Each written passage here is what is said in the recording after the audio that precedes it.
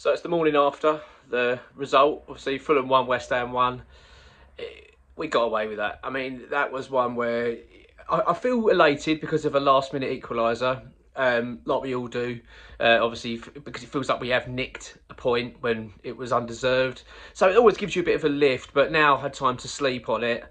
Yeah, I've still got a few things, a few things of views on this game, and yeah, I don't think it was overly good yesterday. Actually, it was very disappointing in a few aspects of it. I've actually found it quite baffling. Actually, I've got to be honest. It's a really weird day for me. You'll probably realise why I'm not set up as usual indoors. I had an operation yesterday, sort of midday, right? So I had to get back after that. It's only minor. Snip. I talked about, I think I mentioned it yesterday.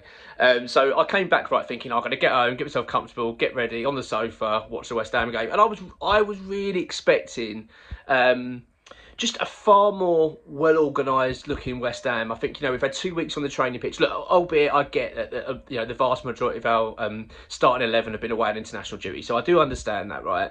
But I was expecting effectively our best lineup. And our most obvious lineup. I said that in the preview. I was really confident that my starting 11 that I thought it would be was what Lopetegui would go with. And to be honest with you, for the vast majority of it, he did. Obviously, in terms of the goalkeeper, the defence, it was pretty much spot on. Although I did think Tadibo should have started over Mavropanos. I just thought because the player's been working for the last 2 weeks with West Ham and Lopetegui and working alongside Kilman. Mavropanos has been away, so I was expecting Tadibo maybe to be given the nod. But look, I understand why Mavropanos started this game because of his form so far this season hasn't been too bad. We'll get to him in a minute. Midfield was spot on in terms of Rodriguez and Alvarez, but it's the front. I mean, Thomas Souček coming in at number 10. Honestly, I was absolutely stunned. And Mohamed Kudus out on the left again. Look, I really don't want to be jumping on a bandwagon here of sort of suggesting that Lopetegui's not right for us, not that sort of stuff. I really don't like to hear that. I think that's a wrong view, personally. I think it's 4 games into a Premier League season, but I've got to say it was a worry. That decision for that lineup worried me, actually, and it still does today. I'm woken up still a bit baffled by it all. So basically, Thomas Souček was given the number 10 role. Which I thought was very confusing. Dropping Paqueta to the bench. Lucas Paqueta dropped to the bench over Thomas Souček. I think that's, crazy. I mean, look, you could suggest, well, he's been away with Brazil, travelling, etc., etc. So that may be your argument. But then why would you pay Mikel Antonio, who's obviously been away with Jamaica and travelling, and is far less fit than Paqueta in terms of recovery, etc. So I found it very strange. So he went for Antonio up front, Bowen out on the right and Kudus on the left.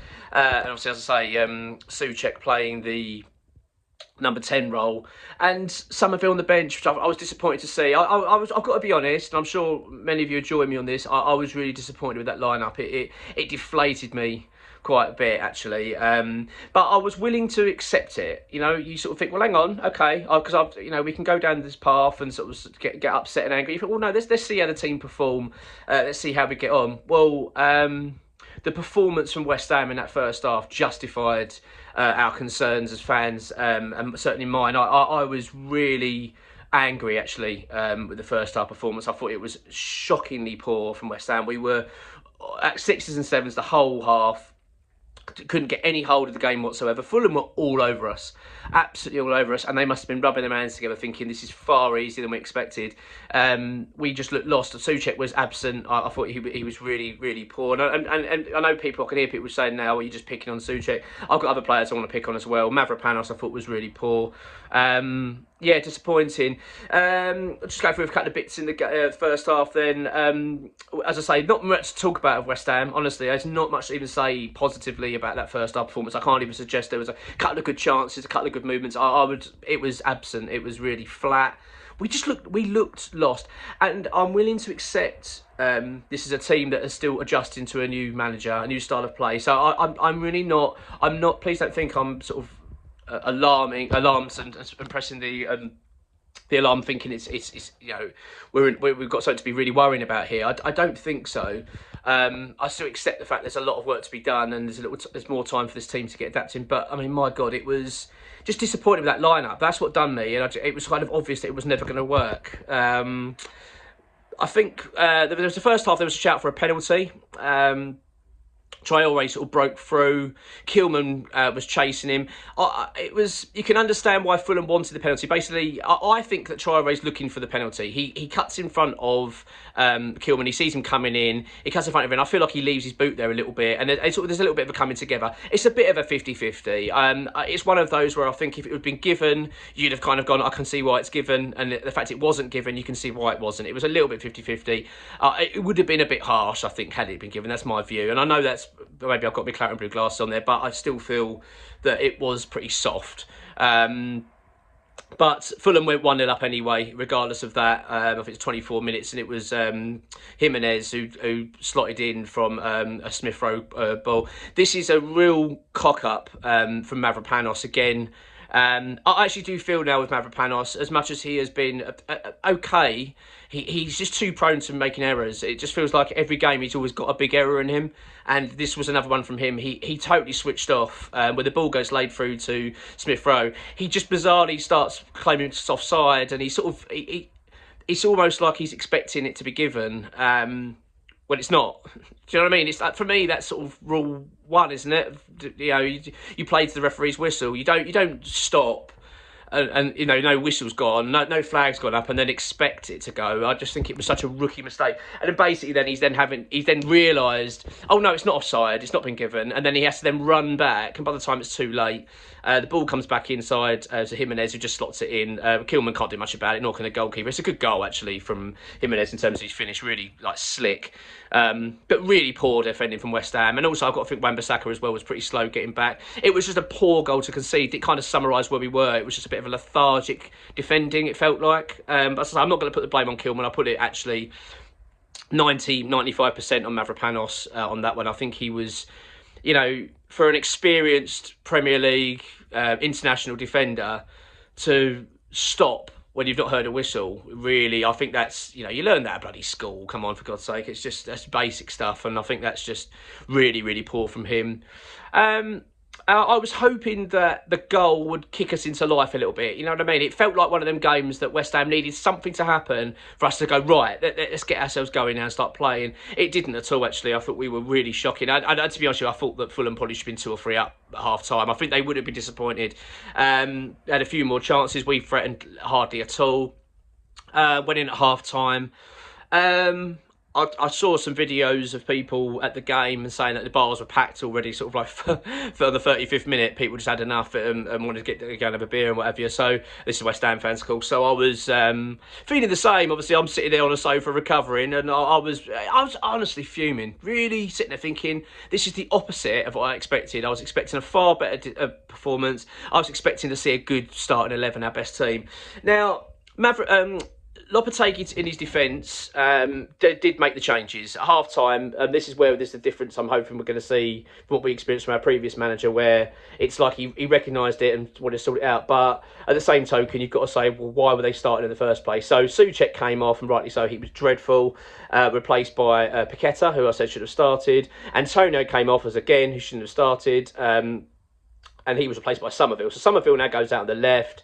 Kudus actually went out on the right, which we wanted, and Bowen went up front. So this was the lineup that I wanted, albeit aside from Todibo, right? And there was a massive improvement straight away. I mean, it wasn't brilliant. I'm not going to sit here and suggest that, wow, it was like we suddenly started playing like Man City. It wasn't like that, but we looked better. We looked more threatening. We looked more balanced, and we had more of an outlet than in Paqueta. He started to orchestrate things a little bit. We just looked better on the ball. We didn't threaten overly too much. In the half, but we were in the game. It felt like we were a bit more in it. There was a big chance to Jarrod Bowen, a great save from Leno, and he was really unlucky. But apart from that, I think that it felt like the game was fizzling out, actually. And I kept thinking, we've got 20 minutes to go. We were starting to ramp it up a little bit. You think, come on. But as the clock was ticking down, it felt like this is just going to be a defeat, which would have been really damaging, of course. And I want to get this straight as well. We deserved a defeat overall. I think Fulham deserved the win. And then He throws on Danny Ings. It's a sort of last gasp chance. I mean, I wasn't really thinking too much would come of it. Soufal came on for Emerson. Emerson was injured, so he switched. He basically put Wan-Bissaka out as a left back, and then put Soufal as right. I actually thought Soufal was poor again, though. I've got to say, I feel like I'm digging him out, but I thought he was pretty poor overall. But he did help create the goal when we nicked it literally the last kick of the game. So Soufal's quick thinking, takes a throw in, throws it down the line to Bowen. Bowen cuts it back, sort of just keeps it on. Beautiful from Bowen. Cuts it back to Danny Ings, who takes a beautiful first touch to give himself a bit of space and smashes it into the bottom corner. Well, basically, the goalkeeper gets a hand on it, but it's just too much power on it, and it goes in. It literally, we got out of jail there. Big goal. Look, it's a point away from home, and it's a point away from home when we're not playing well. Do you know what I mean? So I do think there's a positive to that. And I don't want to sort of sound, I really do want to jump on a bandwagon here of acting like everything's all doom and gloom. It's not. And, you know, this is, I think we'd all accepted the fact that it was going to take a couple of months for this team to settle down a bit. So I don't want to feel like I'm digging the players out and saying things are really bad. They're not. But I feel we got away with that yesterday, and I've got to say I think Lopetegui got away with it. The selection was really poor. I don't understand why you'd put Souček and Antonio in that game. I couldn't understand it. I might have even understood the Antonio slightly, but Souček made no sense at all. It was really poor. I'm glad he sorted it at half time. Did make a difference, but for me, it should never have happened in the first place. Look, it's an indifferent feeling today. I'm relieved more than anything. I feel like we got away with that one. I really hope we learn from it and address it. I mean, hopefully it's going to make the manager wake up in terms of realising that these are not your first team players. You can't keep suggesting that Souček's over Paqueta. Like, that just cannot be suggested. I mean, I cannot believe we're in year 2024 now. You know, Moyes is now gone, and yet we're still having the same conversation about Thomas Souček. It just drives me a bit potty, to be honest. The why he's been selected in that role, it didn't work. It just did not work. You can't have Souček, Alvarez and Rodriguez as your midfield. It's just no good. It just wasn't good enough. You needed a creative outlet. I felt like we did get away with it a little bit yesterday. Well, we got away with it, didn't we? Not a little bit. We got away with that one big time. It was tough to watch, but it's a point. It's a point away from home against a side that beat us twice last season. So there are positives to take. And now we've got a bit of time before we can go and face Chelsea at home, which is a game that we tend to lift our game for, and I really hope we can see a better performance, a better lineup. I mean, at the end of the day, if he starts at that team again, then I'll be absolutely fuming, but I'd like to think that won't be the case. But look, let's focus on the positives, not the negatives. Come on, you minds.